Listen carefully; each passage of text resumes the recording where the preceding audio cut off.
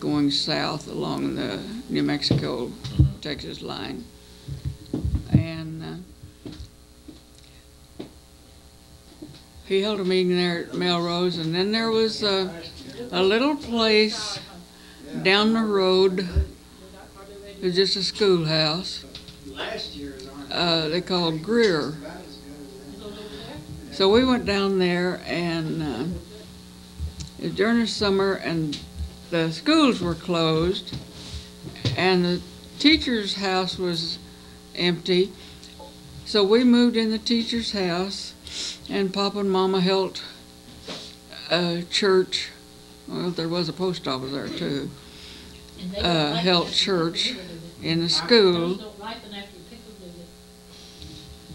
And when we closed down there by this guy that owned a ranch, half of it was in Texas and half of it was in New Mexico. And he wanted us to come out there, and Papa could run the tractor and plant winter wheat. So we went out there, and he told us to move our stuff in the ranch house. Well, me, being about 14 at the time, asked why we were going to live in the ranch house, and him and his wife and mother was living in some of the cowboy cabins down away from the windmill. He said, of course, my mother and dad, they had more sense than to ask all these questions. I wanted to know. And he told me. He said, I've been having some trouble. And he says, I've already been in trouble with the law on the New Mexico side. So I'm getting out of New Mexico over into the Texas side. So whatever happens, it'll be in Texas this time. Well, he'd killed a brother-in-law. Everything's over this ranch. It's his, but he had some sisters and whatnot. And we wound up killing her good-for-nothing husband who wanted things on the platter. And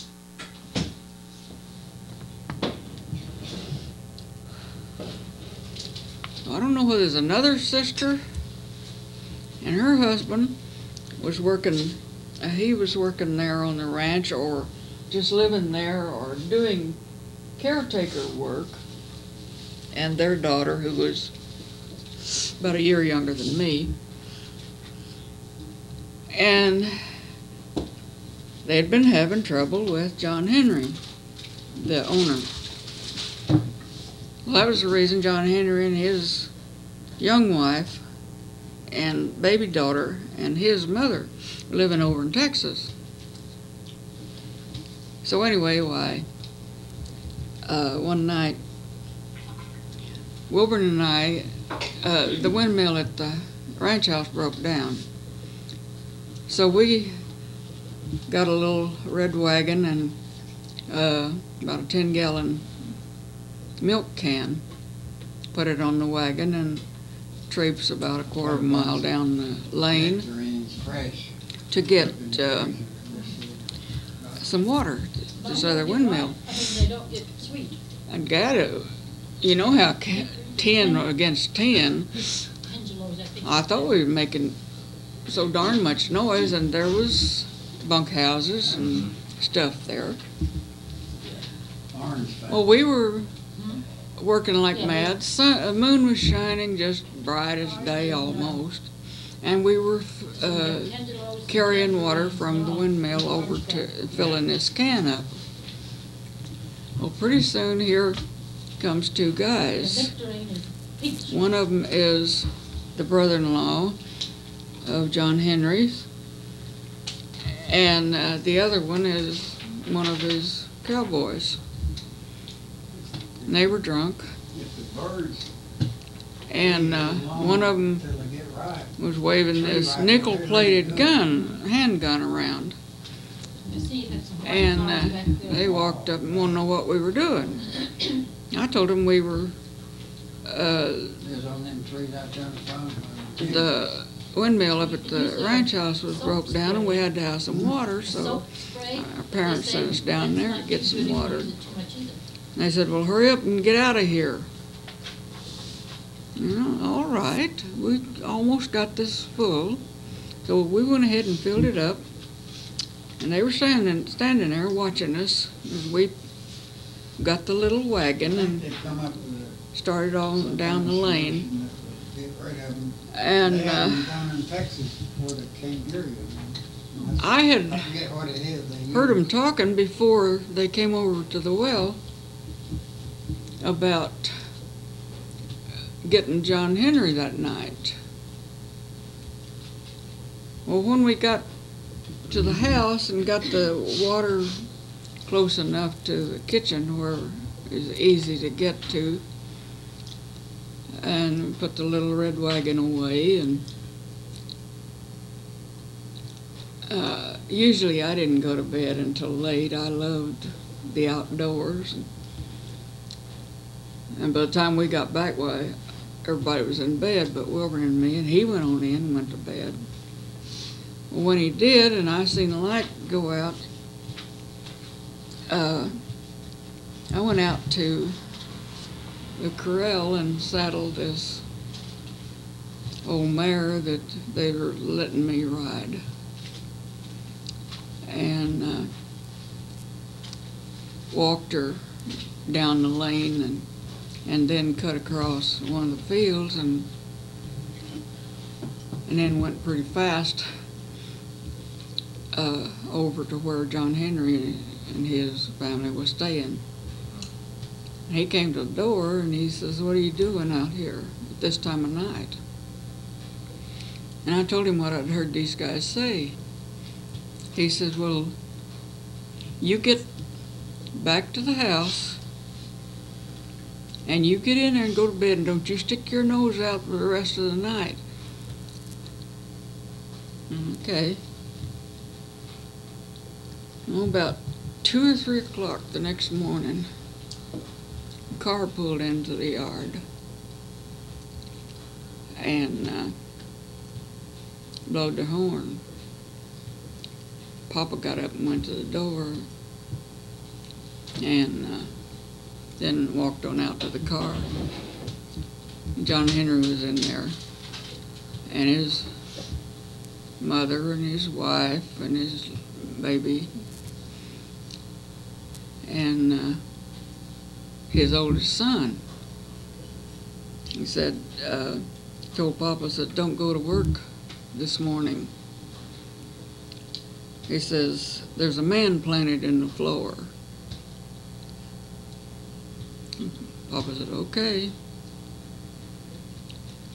So here I'm like this, you know, because I'd been over there, and sometime up middle of the day, the police were out there, and Papa went over and he saw this man laying there dead, and it was John Henry's wife's father. He was the one that was going to help the son-in-law to take the ranch from him. It was going to kill John Henry, and then the ranch would go to his young wife. I don't know what they were thinking about, because he had 2 older sons that lived there on the ranch. And anyway, why, they drove up to this cabin and started shooting in. Well, John Henry had turned a table over, put his wife and baby and mother on the other side of it, and threw mattresses on top of that. And whenever those people drove up to the door, they were shooting through the screen door.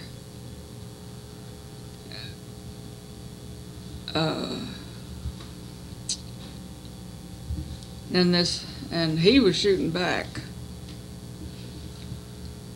And they backed the car back and took off out of there. But her father came around to the end window. He was going to make sure he got John Henry.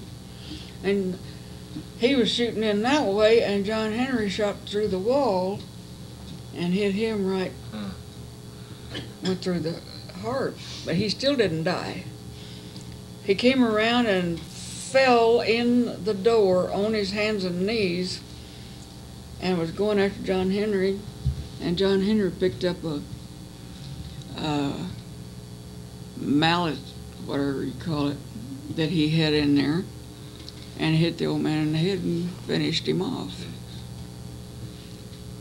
And then those guys in court said that they didn't have any guns, and I told Papa to tell John Henry that I'd testify for him. And he told Papa to come back and get me and take me clear away from the state of Texas. How old were you? 14.